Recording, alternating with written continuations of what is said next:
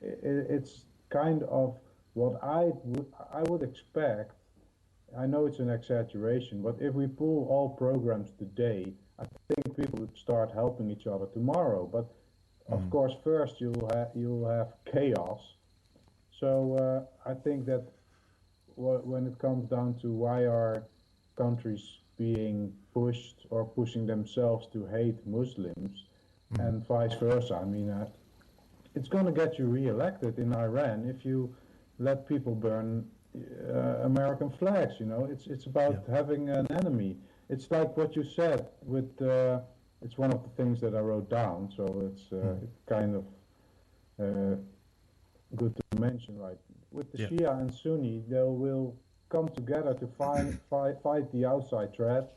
You know, and then after that they'll continue to fight each other. So it's the same. If you create a common enemy, people will stick together when you need them, and then they'll vote you in, and then you can go off and let them beat each other up. That's what politics is about, you know, especially here in Europe. And I can see the same thing happening in the UK right now. You got your Conservative Party, you got your Labour Party, who are fighting when it's election time, because they want to make it a two-horse race, you know, because that will pull in everything that is outside your. You pull in the ones that don't really want you to win, but they so desperately don't want the other to win that you'll end up in this race to the top, and then after that they'll decide to form a coalition together, just like nothing is wrong, you know. I mean, it's all. It's part of the charade, I would say. Well, that's the last time you saw the left and the right here in America bonded. It was after 9/11. I think it takes something that big to get past the rhetoric, because the media has helped. I'm not saying they're entirely responsible, but they have helped to make the two main parties in America hate each other, Artie. It used to be just, I don't approve of their methods, but that's their thing. Now it's livid. They hate it. And I think the media stirs that because it gets people tuning in to get more ammunition, see what the enemy, quote and unquote, is doing, and give you ammunition to fire at them, informational ammunition. And that's why I'm such a fan of truth, because no matter where truth takes me to, if it starts to show me conservatives are doing the better thing or that liberals are doing the better thing, that's the way I want to go in. Because I don't know what else we can trust in. If we can't trust in law here, and if we can't trust in truth, then we have to admit that we're living in a charade and not pretend that it's not a charade. You know, and truth's hard to find. I'm be the first to admit it, but some things are a lot more likely than others when you get into the evidence as far as what's happening in government, who's getting taken care of, who's corrupt and who's not. Those things can be figured out. And then the charade begins to die and you begin to see the reality, and the reality is filthy, very hard to look at when you get into the depths of it. Where you can see it best in America is the individual cases. You can draw from these microcosmic views more of a macro view of people going to jail for corruption. You know, in Chicago, in Virginia, the governor, all of these cases of individual persecution for extorting money or otherwise accepting bribes or using your power unfairly. These things come into the media spotlight, and we draw from those generalizations, which I think are fairly safe, because what you're seeing in these cases is human nature at its weakest. Yes, I'll take the bribe. Yes, I want to use my power to get more power or money or sex or property, or is usually what it is. That's what people in power want, is more power.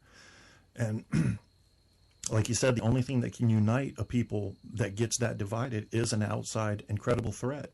And what did it last for? Maybe 6 months? Maybe it lasted 6 months. We got along with each other in America, and up to early 2002, sometime in the summer maybe. And then the division started again, you know, with the Iraq War and all that. Yeah, so what do you think that, I mean, we got the Muslims to hate right now in the West, right? So yeah, we got to have a boogeyman, so that's who our boogeyman is right now. So what do you think will be next? Are they going to fake an alien invasion maybe to get the whole planet united, or? It's possible, but I think that's too hard to pull off. I think the Americans will start, and anybody that follows Western societal models, they'll start to find a new enemy, because people are starting to understand that Muslims aren't that big of a deal. They kill a lot of each other, but they don't kill a lot of others. And what they're going to start doing is probably putting communism back into the spotlight as the enemy to personal economic and freedom and personal freedom.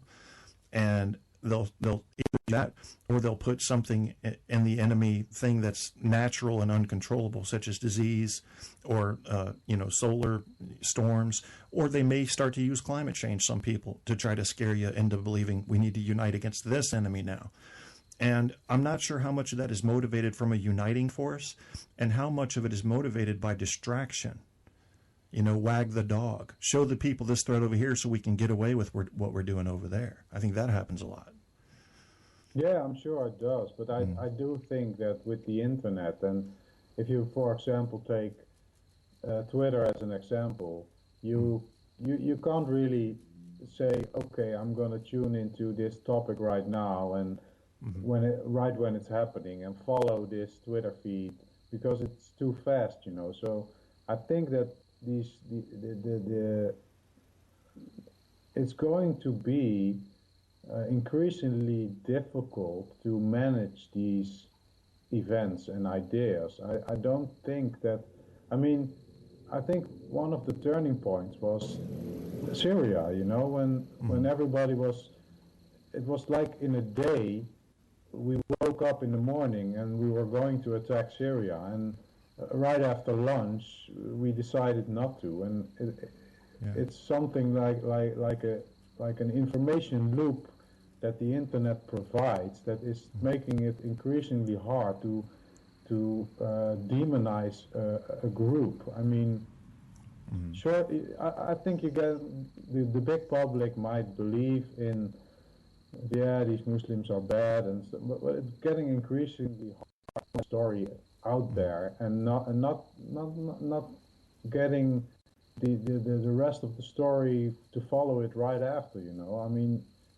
Everybody is contributing to news these days on the internet, and people are moving away from the TV to the internet for their news. So I think that's probably what. If anything can save us, I think the internet is it. I think you're right. I love the idea that everybody can be a newscaster now, because you've taken control away from the few and given it to the many. And I think when it comes to information, that is always in humanity's best interest. And what it's forcing people to do is Muslims that have been taught that there's a great Satan are realizing that some of us aren't so bad.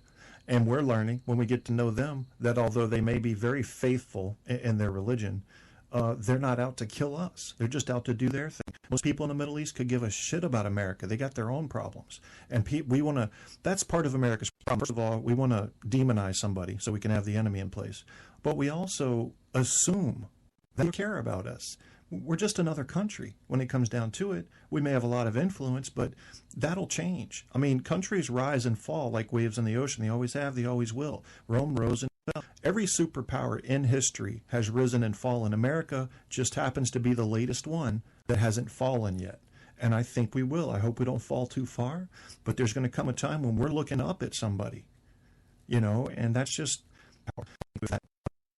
pretty fast. People like the idea that, wait a minute, me and my neighbor over the country, that's amazing. I love that idea.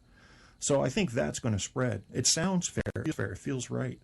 But I'm not sure it really matters, because even if it was a ship or even if it was a monarchy, you still have money making the gears turn. Money is always making the gears turn, because money is the universal language. It's the thing that gets power. It's the only thing that can buy power, money. So you get the money, and you can do that through, you can do it through scaring people. You can do it through slavery, like you had with Hitler and the Jews that were working in the factories. You can create capital that way.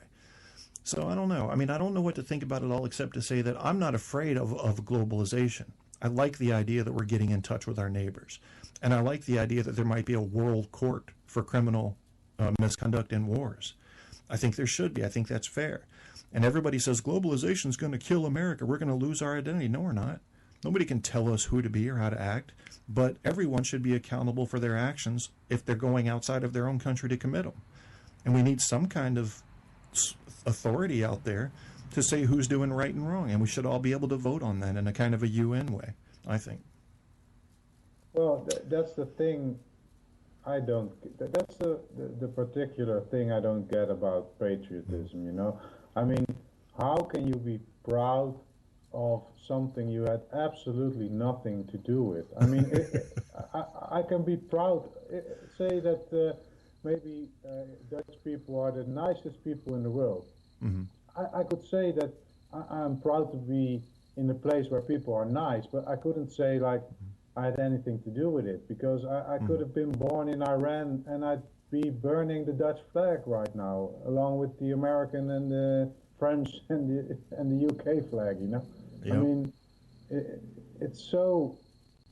I mean, if you, it's a thin culture, such a thin wrapping, you know. Mm-hmm. And if you strip people of their culture, and it doesn't really matter what country you're in, if you strip them from that, the basic ideas about you want food, you want love, you want shelter, you know, Mm-hmm. everybody wants the same basic things, That's and right. it's and with this exaggeration of culture, it's like this culture is 95% of who we are, and the Yeah. food and the shelter is only 5. But it's exactly the other way around. But by exaggerating yeah, I mean, if you show people who they really are, Mm-hmm. they're going to find out that they're much alike, and I think the internet is going to do that. Yeah, I think you're right. Ladies and gentlemen, Louis B. has made it to the chat room. I didn't say I trust the UN. I just said it needed to be structured like the UN. Apocalypse said something that I think I would like to get on a T-shirt. He said, look at 5 vastly different sources for a news item, and truth is around the average. I think that's the best we can do for getting to the truth in media today. Now, after you get your average, you can then go verify that with sources of data.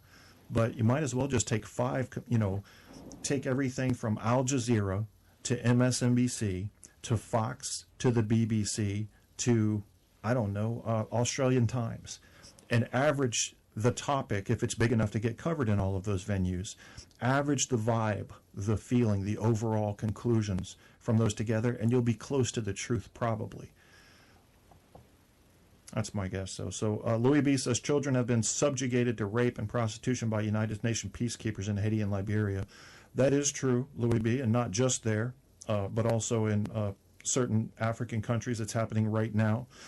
Remember, you can have a great organization that's made up of world conglomerates that looks great on paper, but you still have human beings in those positions of law enforcement. And since the beginning of time, and probably until the end of time, until we replace law enforcement with robots, corruption will show up. Soldiers will do things because they have power that they wouldn't ordinarily do in a normal society. I'm not giving them a break. I think they need to pay for that. But that's yet another good reason to have a fair and just world voted upon criminal court for war actions and war crimes. And we just need to, all we need to do is get the warning. Here's the criminal court. These are the laws they're going to put forth. No using mustard gas, no using nuclear weapons, unless it's a retaliation for a nuclear strike, da-da-da-da-da. Get all the rules out there and say, these are the ones we got to follow. Is everybody good with that? Get them to vote. Yes, everybody's good with that. Okay, don't fuck up. So what's so wrong with having a world court that actually prosecutes, and I know the UN does it to an extent right now, but that can be very biased by the political times, which I don't like. This court should be universal. Its laws should be black and white, and you can't break them. But then again, who gets tried, who gets prosecuted, who goes to jail, who gets the death sentence? They don't even have the death sentence in most of Europe right now. Is that right? No, I haven't heard anybody being executed in Europe in my lifetime. So, Okay. but what I don't understand is why would you? Because we were talking earlier about this utopian anarchistic way of thinking that I had, and the problems that pop into your head. A lot of them have to do with, but what if people will do stuff we don't want them to? How will we address this? Yeah. But I believe that I'm not a big fan of punishment. I think that the problem lies in the upbringing of children more than in the punishment after, you know.